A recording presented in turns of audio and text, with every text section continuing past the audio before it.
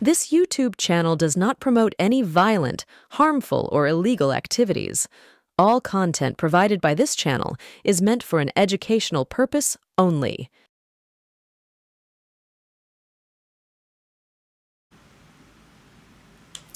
নমস্কার, আমি অরূপ সেনগুপ্ত। আপনারা দেখছেন আপনাদের পছন্দের ইউটিউব চ্যানেল এনকে ডিজিটাল। আজকের এক্স ফ্যাক্টর অনুষ্ঠানে আপনাদেরকে স্বাগত জানাই। আজ বলবো একেবারে গোড়ার কথা, অর্থাৎ যখন আমি শুরু করেছি এই চ্যানেলের অনুষ্ঠান, চ্যানেলের কর্ণধার প্রবীর বিশ্বাস আমাকে বলেছিলেন, বামপন্থীরা বিশেষ করে সিপিআইএম দীর্ঘ 34 বছর যাবৎ যে সমস্ত অপকীর্তি আর সন্ত্রাস করেছে তার খতিয়ান প্রকাশ করুন। আমি সেটাই করছিলাম, কারণ সে তো একটা সমুদ্র, সন্ত্রাসের, অপকীর্তি, দুর্নীতির কোনো সীমা পরিসীমা নেই। যতই এপিসোড করি না কেন এটা শেষ হওয়ার নয়। এরই মাঝে সময়ের দাবি মেনেই বিভিন্ন বিষয় অনুষ্ঠান করতে হয়েছে। সর্বশেষ কাশ্মীরের পাহেলগাঁওতে বৈশরণ উপত্যকায় জঙ্গি হানা এবং তার ফলে 26টা নিরীহ প্রাণের বলিদান করেছি এপিসোড। মনের দাবিতে সায় দিয়েই করেছি। দেশে যুদ্ধকালীন পরিস্থিতি তৈরি হয়েছে, আবার সিজ ফায়ারও হয়েছে। আমাদের স্বাভিমান জড়িত। প্রত্যেকটা দেশবাসীর কাছেই নিজের দেশের সম্মান আগে, বাকি সব পরে। তবে হ্যাঁ, বামপন্থীদের বিষয়টা আলাদা। ওরা চিরকালই একটু ভিন্ন প্রকৃতির। দেশের কিছু ওনাদের মনে ধরে না। চীনের চেয়ারম্যান, তাই ওদেরও চেয়ারম্যান হয়। আমলাস হলে পিঁপড়ের ডিম খেয়ে লোক মরলে ওরা কিউবার জন্য চাঁদা তোলে চাল পাঠাবে বলে। নন্দীগ্রামে মানুষ মারে আর ভিয়েতনামের স্লোগান দেয়। নেতাজিকে তোজোর কুকুর সম্বোধন করে। রবীন্দ্রনাথকে বুর্জোয়া কবি বলে, ইত্যাদি। এসে বিভিন্ন রূপ বিকৃত মস্তিষ্কের কার্যকলাপ যা করে গেছেন ওনারা দীর্ঘদিন ধরে। সিপিএমের সময়কালে সংগঠিত হয়েছে যে সমস্ত রাষ্ট্রীয় সন্ত্রাস, এই এতদিন পরে কেন এনকে ডিজিটাল তুলে ধরছে তার খতিয়ান। কারণ রাজনীতির ব্যাকরণ সেটা দাঁড়িয়ে থাকে অতীতের ভিতের ওপর তৈরি হওয়া বর্তমানের ইমারতে, আর এই অতীত আর বর্তমান মিলে খোঁজে ভবিষ্যতের দিশা। তাই আজকের তরুণ যারা এই মাত্র পেল তাদের ভোটাধিকার, তাদের কাছে অতীত তুলে ধরবার দায়বদ্ধতা থেকেই করা হয় এইরূপ প্রতিবেদনগুলো। অর্থাৎ যে ভুল সংগঠিত হয়েছিল আমাদের পূর্বসূরিদের দ্বারা, যার প্রায়শ্চিত্ত করেছি আমরা 34 বছর ধরে, আজকের জেনারেশন যেন সেই ভুলের মাসুল না দেয়, তাদেরকে যেন এই ভুলের মাসুল দিতে না হয়। একটা অদ্ভুত, একটা বিকৃত মনস্ক রাজনৈতিক চিন্তাভাবনা নিয়ে পথ চলে বামপন্থীরা। আমি কয়েকটা উদাহরণ দিই আপনাদের আমার বক্তব্যের সপক্ষে। এই বামপন্থীরা কয়েকটি ভাগে বিভক্ত। বাম, অতি বাম, এইটা একটা ভাগ। মার্কসিস্ট লেনিনিস্ট, এইটা আর একটা ভাগ। অসভ্য, অতি অসভ্য, এইটা আর একটা ভাগ। কাম, অতি কাম, এইটা আর একটা ভাগ। আর আছে ভাম, অতি ভাম। সবেরই উদাহরণ আছে, দেব, আপনাদের সামনেই আছে। ওই যেরকম মগনলাল মেঘরাজ বসেছিলেন নিজের বসতবাতিতে এবং বলেছিলেন ফেলুদাকে, আছেন আপনার সামনেই, বসে আছেন, আপনাদের সামনেই আছে। বাম যে সে বলছে প্রশাসনকে আয়ত্তে নাও, নির্বাচনে অংশগ্রহণ করো। আবার অতি বাম বলছেন না না, ওইসব আবার কি প্রয়োজন, বন্দুকের নলই ক্ষমতার উৎস, লে হালুয়া। এনারা দুজনেই কিন্তু একসাথে আছেন, বাম অতি বাম।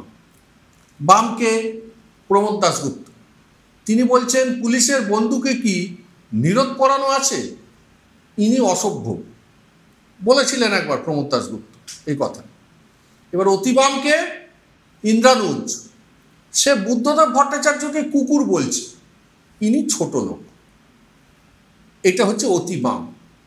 এবারে কাম, তো সেইটা কীরকম? এই ধরুন যেমন ইংল্যান্ডের ক্রিকেটার ইয়ান বথাম খাট ভেঙেছিলেন, আর এই কমরেড সুশান্ত ঘোষ উনিও খাট ভেঙেছেন, কাম। এইবারে আসুন অতি কাম কমরেড সুবল বাগচি ধানতলায় বরযাত্রীদের বাস থামিয়ে একেবারে 40 জন মহিলাকে ধর্ষণ করেছিলেন, এটা অতি কাম। তখন তো বোধ করি কমপ্লেনও বেরোয়নি, এত উদ্দীপনা উনি পেলেন কিভাবে এ তো আমরা জানি না, ডাক্তারই বলতে পারবে। যাই হোক, খুব জানতে ইচ্ছে করে আমাদের যে সুবল বাগচি এটা কিভাবে করেছিলেন। এইবারে ভাম, সেটা কি বস্তু? এই যেমন ধরুন শাসনের মজিদ মাস্টার, দেখলেই লোকে চমকে উঠত, উনি ভাম। এইবারে সর্বশেষ অতি ভাম বিকাশ ভট্টাচার্য। উদাহরণ দিই, যখন মেয়র ছিলেন কলকাতার, বললেন জল সে তো জমবেই, লন্ডনেও জমে। এখন শূন্যতে বিরাজ করছেন, বলছেন জল কেন জমবে, লেহালুয়া। ইনি হচ্ছেন অতি ভাম। এইখানে নিয়ে নেবো একটা ছোট্ট বিরতি, ফিরে আসছি বিরতির পর, সঙ্গে থাকবেন। Welcome to the world of civil business. A Bengali business personality and the most successful business group, Roy Construction Group of companies, now coming Sarib, West Bengal. Mr. Anup Roy, the managing director of the Roy Construction Group company, ready to serve his native land, the mother Bengal.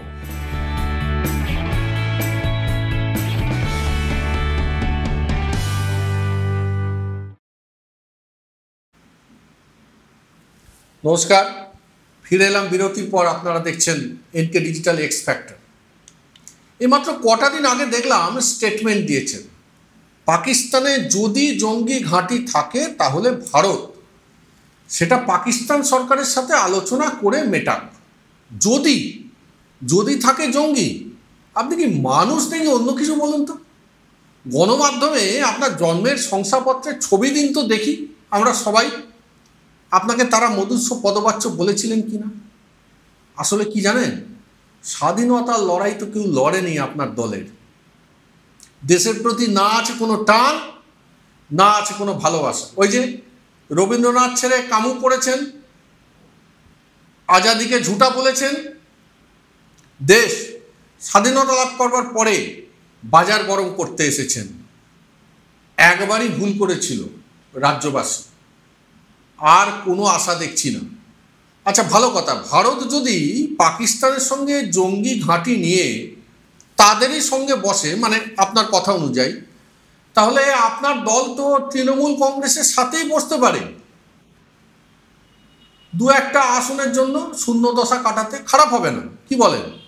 রাজ্যের মাননীয় মুখ্যমন্ত্রীর তো উদার হৃদয়, আপনারা মেরে সারা শরীর ক্ষতবিক্ষত করে দিয়েছেন, পুলিশ দিয়ে বারে বারে অত্যাচার করেছেন, তাও এখন বসে আরামে রবীন্দ্রসঙ্গীত শুনতে পারছেন। দুটো একটা আসন উনি দিয়েও দিতে পারেন, দেখুন না একটু চেষ্টা করে, ওনাদের সাথেই বসে যদি আপনাদের শূন্যের গেরো কাটে। আচ্ছা দাঁড়ান শুনুন সবে। এই যুদ্ধ খেলা দেখতে গিয়ে আর একটা পয়মাল পিছলে বেরিয়ে যাচ্ছিল আরেকটু হলে। জলপাইগুড়ি জেলার ডিওয়াইএফআই এর জেলা সম্পাদক শুভায়ু পাল, এই সেই পয়মাল দিয়া সাহা বলে একজন ডিওয়াইএফআই কর্মীকে ধারাবাহিকভাবে কুপ্রস্তাব দিয়ে যাচ্ছে অনেকদিন ধরে। তবে মার্ক্সবাদ লেনিনবাদ ফাঁকা ফ্ল্যাটের মতবাদ, কি বলেন কমরেড? এইদিকে তো আবার কি যেন নাম, বংশকপাল ছুটছেন তার বংশদণ্ড নিয়ে। কার কপাল পূর্বে কে জানে বাপু, সে তো আমরা জানি না, জানতে হবে। আজকের 18কে কারা এরা জিজ্ঞাসা করুন বিশিষ্ট সমাজকর্মী মেধা পাটেকরকে। তার শ্রদ্ধার বিমানদা তাকে উৎসাহ দেন, কলিঙ্গনগর যান, বিদর্ভ যান, উগান্ডা যান। সেই মেধা পাটেকর সিঙ্গুরে এলে বিমানবাবু গালাগালি দেন। মমতা ব্যানার্জিকে বিডিও অফিসে আপনারা নিগ্রহ করেছিলেন, মেধা পাটেকর এসেছিল, মনে পড়ে?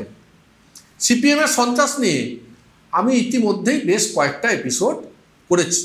সাঁইবাড়ি, মরিচঝাঁপি, বিজন সেতু, বানতলা, 21শে জুলাই, ছোট আঙারিয়া, বাসন্তী আর নেতাই, কিন্তু আরও আছে কমরেড, শেষ হয়নি। সিঙ্গুর করা হয়নি, নন্দীগ্রাম করা হয়নি, সুচপুর করা হয়নি, কাশীপুর বরাহনগর করা হয়নি। করব, নিশ্চয়ই করব, চ্যানেলের নির্দেশ মেনেই করব। আগে দেশে উদ্ভূত বর্তমান পরিস্থিতি সম্বন্ধে আপনাদের আরও কয়েকটা বিষয় জানাই। আমি লাস্ট এপিসোডে উল্লেখ করেছিলাম ম্যাক্সট টেকনোলজির থেকে পহেলগাঁওয়ের ছবি চাওয়ার বিষয়টা, পরে সেটা বেরোয় এই সময় পত্রিকায়। আজ আবার একটা তথ্য আপনাদের দিয়ে যাচ্ছে। পহেলগাঁও জঙ্গি হামলার দায় স্বীকার করেছে লস্কর-ই তৈবা। এই লস্কর-ই তৈবার একজন কমান্ডারের নাম তালিব হুসেইন, যিনি 2-1 বছর আগেও কাশ্মীর অঞ্চলে ভারতীয় জনতা পার্টির আইটি সেলের প্রধান ছিলেন। দেশের স্বরাষ্ট্রমন্ত্রীর সাথে ওনার ছবিও আছে। 2022 সালে এই মহান দেশভক্তকে কাশ্মীরের সাধারণ জনগণ পুলিশের হাতে তুলে দিয়েছিল। এর কি জবাব দেবেন কিছু এই রাজ্যের বানর সেনার দল? ও শুভেন্দুবাবু, শুনছেন আপনি? একটা দুধের শিশুকে এয়ারপোর্টে কেড়ে নিয়ে এর দায়িত্ব আমার, এর দায়িত্ব আমার বলে তো খুব খানিক নাটক করলেন। এইবারে রাজধর্ম যে দায়িত্ব শেখায় সেইটা পালন করুন। সে আপনি করতে পারবেন না। আপনার বাবাকেও তো অটলজি গোদরার পরে রাজধর্ম পালন করতেই বলেছিলেন, তা তিনিও করেননি। তারই নব্য সন্তান আপনি আর রাজধর্ম পালন করবেন কি? আপনি নাটকই করুন। আবার ফিরি বামপন্থায়।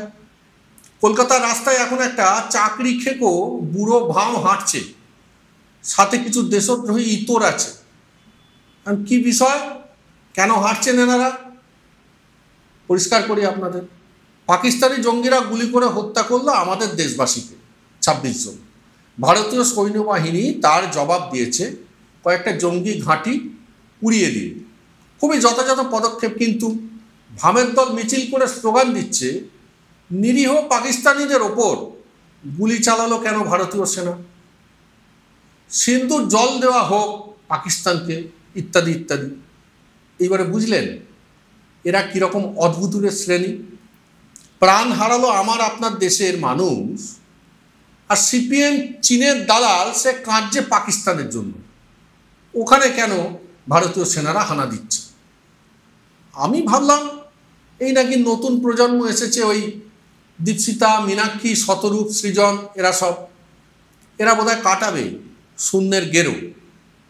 কিন্তু না, এ তো দেখছি সিপিএম আছে সিপিএমে, অর্থাৎ বিদেশিদের দালালি করেই দিন গুজরান করবে। আর 2026ও গাইবে সে একই গান, শূন্য এ বুকে পাখি মোর, আয় ফিরে আয় ফিরে আয়।